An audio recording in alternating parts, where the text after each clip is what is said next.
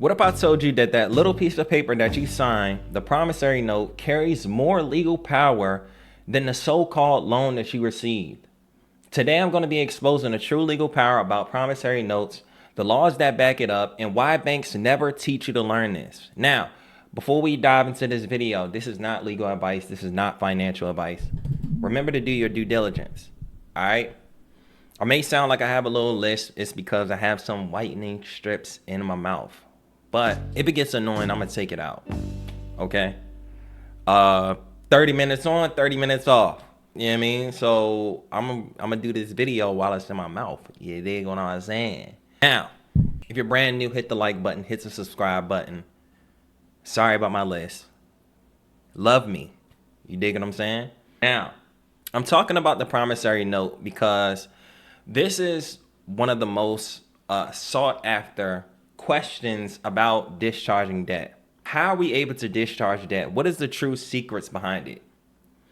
And it's because there's a little known promissory note that you sign at the inception of your loan agreement that essentially affirms, or that is a negotiable instrument that the banks then monetize. And the banks don't want you to know this. So we're going to be talking about one of the things that is probably one of the biggest secrets in banking history. Okay? And it's actually a secret that is in plain sight. All right? So the first thing I want to talk about is how promissory notes are a negotiable instrument. Okay? When you go to UCC 3-104, it explains what a negotiable instrument is. It's clear that a negotiable instrument means a unconditional promise or order to pay a fixed amount of money, with or without interest and other charges described in the promise or order, if it is payable to the bearer or to order at the time it is issued, or is payable on demand or at a definite time. Doesn't that sound like your loan agreements? Okay. But you can also create a negotiable instrument. But before we create our negotiable instrument, let's understand that our loan agreement is a promissory note, is a negotiable instrument. Okay. And once you sign it, you actually give value to it. Okay. Because your signature is what creates the obligation. All right. But here's the real kicker. Okay. Most people think a promissory note is just paperwork attached to a loan, but legally it's so much more powerful.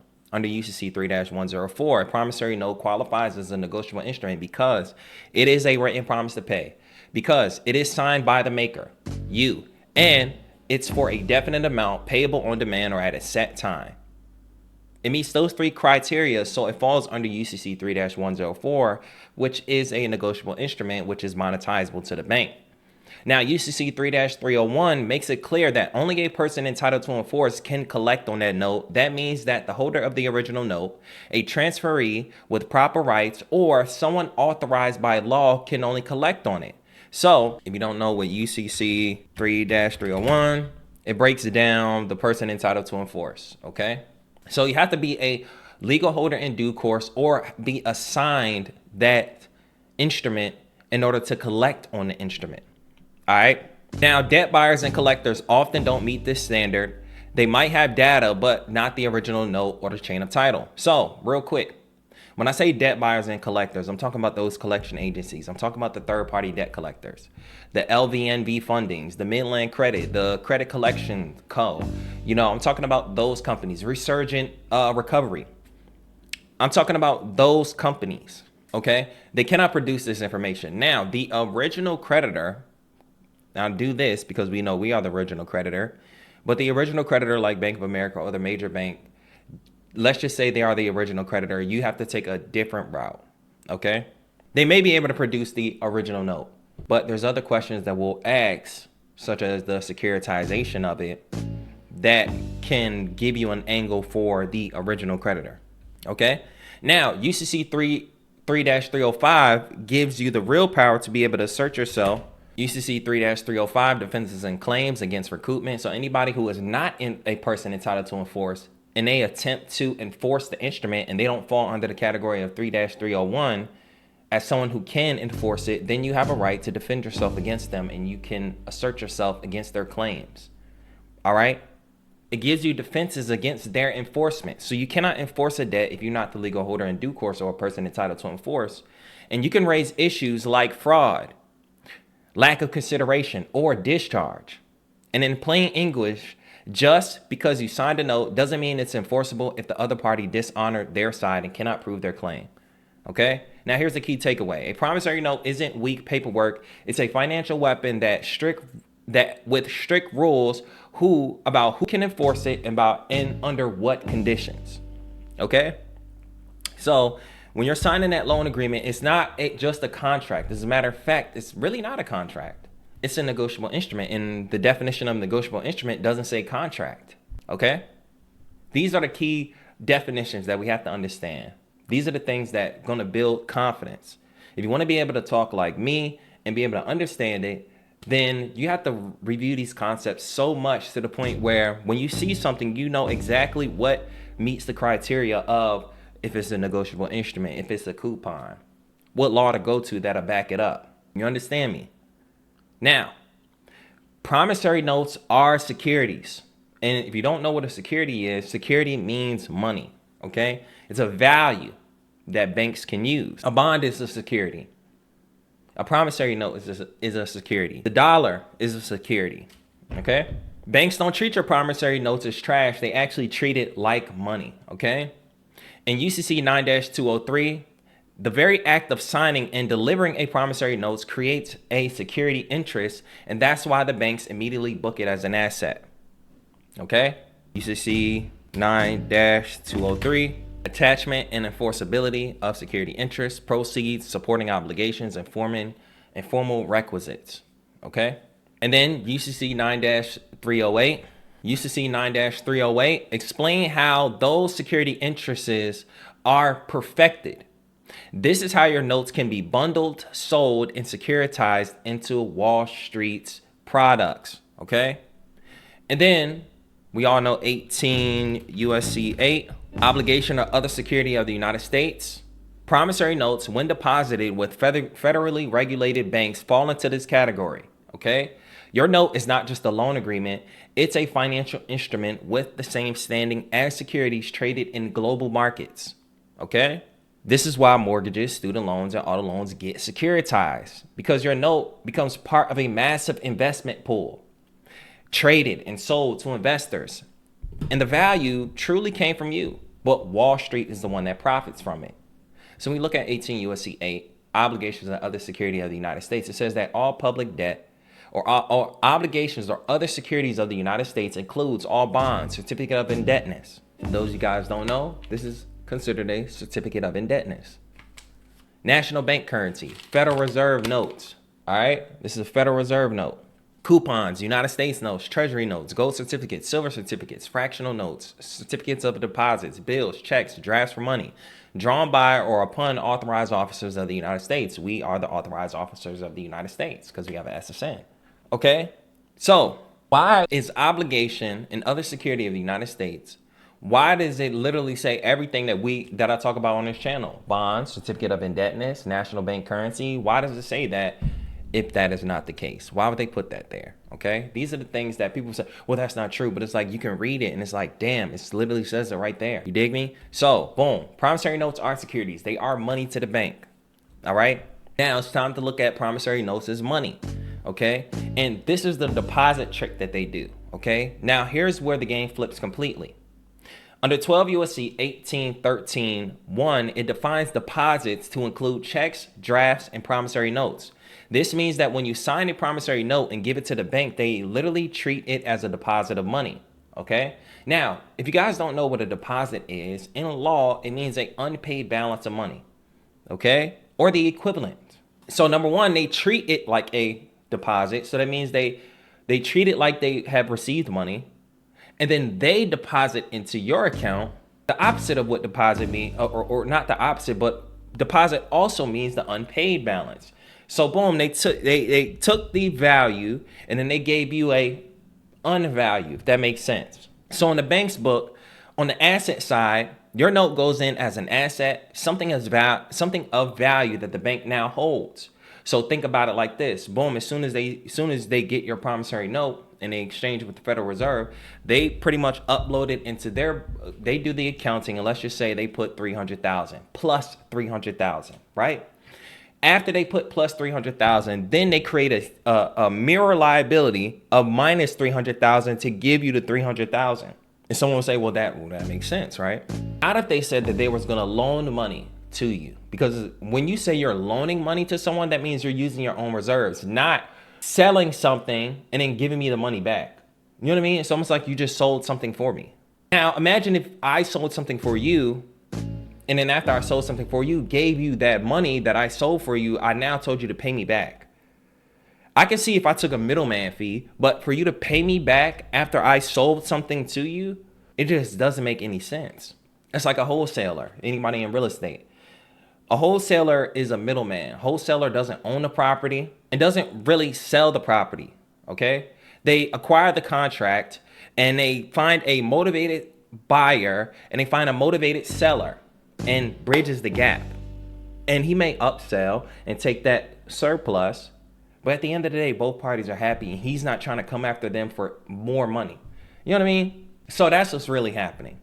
And in truth, you provided the money through your note, so you're the one that actually generated the $300,000.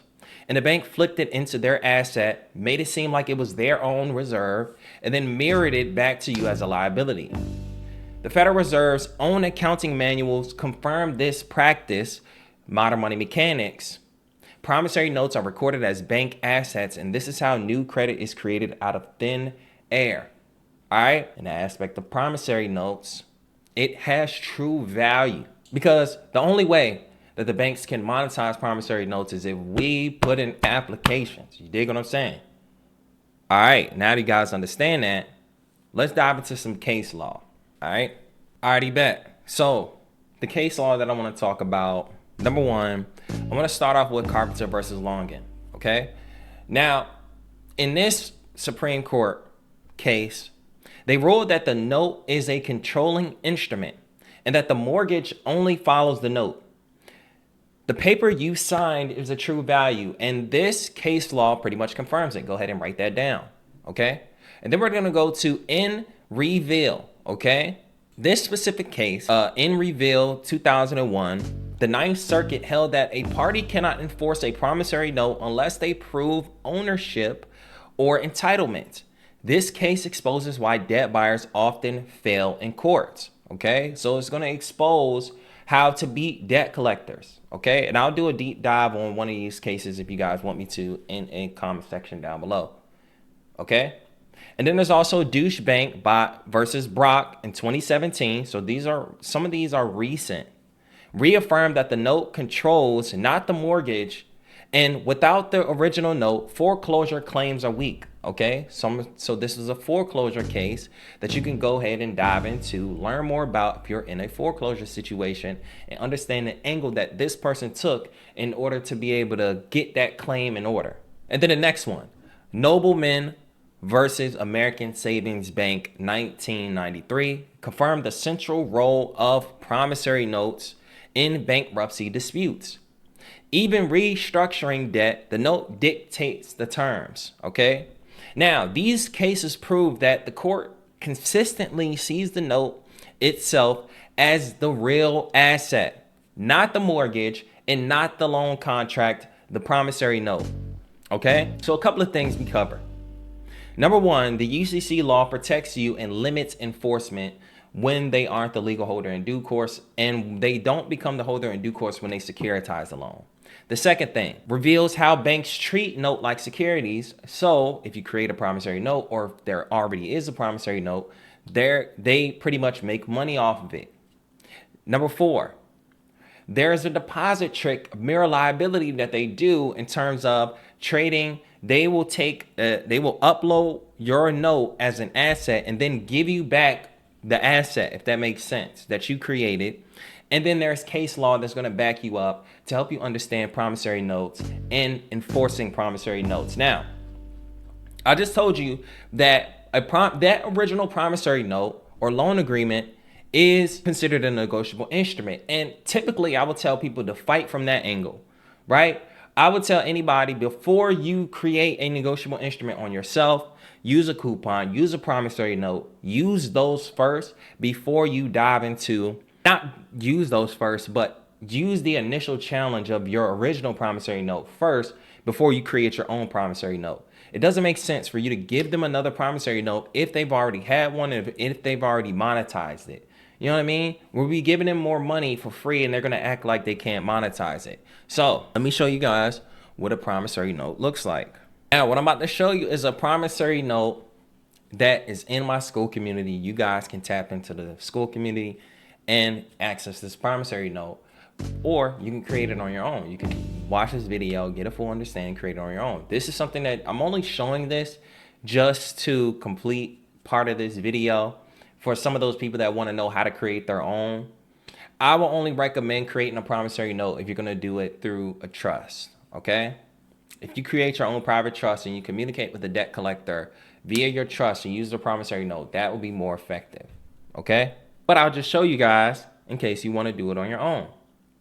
And I saved it for the end so we can get the trolls out, okay? So real quick, let me just show you this promissory note, all right? So a promissory note template for debt settlement. Understand that when we are creating a promissory note, it has to meet what criteria? It has to be an unconditional promise or order to pay a fixed amount of money. It has to come with or without interest, and it must be payable to the bearer or to order at the time it is issued, or payable on demand or at a definite time. This is the criteria we have to meet when it comes to creating a negotiable instrument. Now let's just go back to it. So promissory note for payment settlement. I'm indicating that this is a settlement, okay?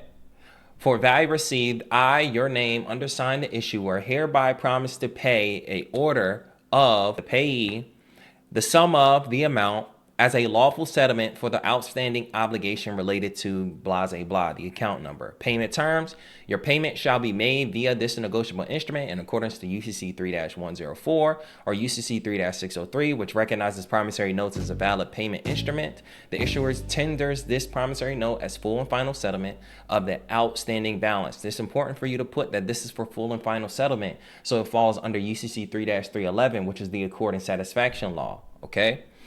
Also, I brought up the legal consideration. This promissory note constitutes valid and lawful consideration. Lawful consideration means an even exchange under the Uniform Commercial Code and shall be honored accordingly. Pursuant to UCC 3-603, once a valid tender of payment has been made, the creditor must either accept it or forfeit the right to demand further payment. The payee is required to process this note as a payment in accordance with the federal and state banking regulations. Number 3, authority and validation requests. The payee must provide a full written explanation if they refuse this lawful instrument. You're being very clear what they should do if they refuse it. So it shouldn't be a question of, well, what happens if they didn't do it? Well, you gave them the validation request and you told them what they need to do. This is what you should be expecting. But a lot of times people will send this out and they say, well, what did I do next? And it's like, if you haven't notated at the bottom what exactly is going to happen if they don't respond, if they ignore, and what you're going to do, you're not ready to do it, okay? So I'm literally saying provide a full written explanation if they refuse this lawful instrument. It's not no ignoring me, okay? If the payee refuses to honor this note, they must provide a original red ink promissory note associated with the debt, UCC 3-305, and provide a full accounting ledger proving their obligation has not already been settled via securitization. Demand for confirmation and compliance. I acknowledge the receipt and processing of this promissory note within 30 days. I'm giving you 30 days and cease all collection and negative credit reporting activities associated with this debt. Legal recourse for non-compliance, a notice of dishonor filed under UCC 3-505, complaints to the CFPB, FTC, State Attorney General for all unlawful refusal and legal tender. This right here is just fluff. Again, you can do this.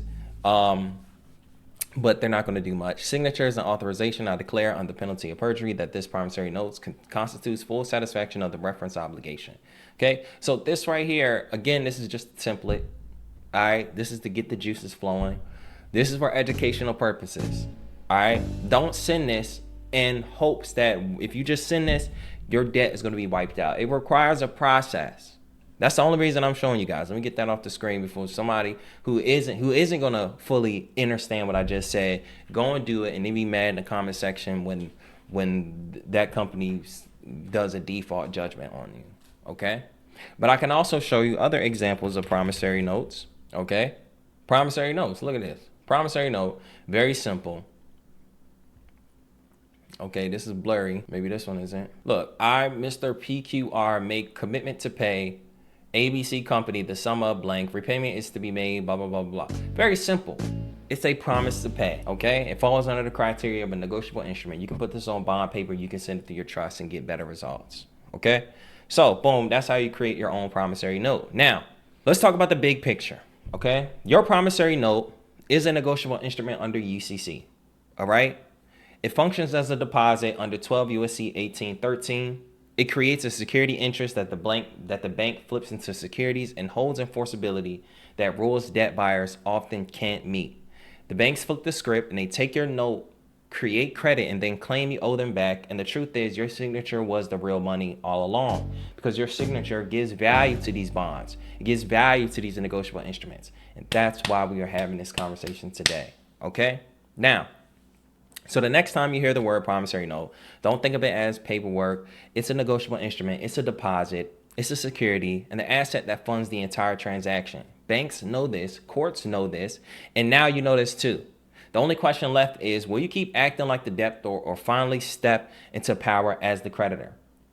When we look at this, when you watch this video, you may have questions about promissory notes or whatever the case may be, but do not do this if you're not going to understand how to send a notice, how to send affidavits, how to take them through a written administrative process, how to create a private record, okay? How to communicate with a debt collector, how to negotiate, how to position yourself to even be noticed, okay? The whole point of the process is to be able to negotiate, all right? It's just like marketing and advertisement. You go to the dealership and they say, you can get a car, no money down at any credit. Right? And you think, oh, damn, my credit is 400. Boom, I can do that. And then you go there and it doesn't work like that. You know what I mean? It's the same exact thing. You're bringing up some things that separate you from every other debtor that they are collecting money from. You're going to be separated from them. And that's the point, so that you can have your actual conversation. All right? So now you know what a promissory note is. For those of you guys who haven't watched this, those of you guys who watched some of my older videos, and this may bring a little bit more clarity. Thank you guys for watching this video. I'm happy to be able to help. Thank you guys for all the love and support. We are going crazy right now. If you're brand new, hit the like button, hit the subscribe button, tap into the channel, turn on those post notifications. Number 2, if you want to tap into the community, tap into the school community, it's only $27 a month. And lastly, if you want to work with me one-on-one, tap into that one-on-one mentorship. The application will be in the description down below. And we're taking people who want to get funded, get their credit, and also want to develop their brand. Thank you guys for watching this video. I love you guys. And if you've gotten this far, comment the word discharge, and I'll see you in the next one. This video is sponsored by the Fund Yourself Academy. My step-by-step system designed to help you fix your credit, get funding, and build real financial freedom from scratch. If you're tired of feeling stuck, overwhelmed, or just ready to stop living paycheck to paycheck, this is where it changes. Inside the Academy, I break down everything from consumer law secrets that they don't teach in school to how to remove negative items and boost your score, get access to business funding, and start building multiple income streams online. Whether you're just starting out or ready to level up your game and get the bag, this is your playbook. We've got tools, templates, dispute letters, mentorship calls, private community access, and an exact roadmap I use to leave my 9-to-5 and create time freedom.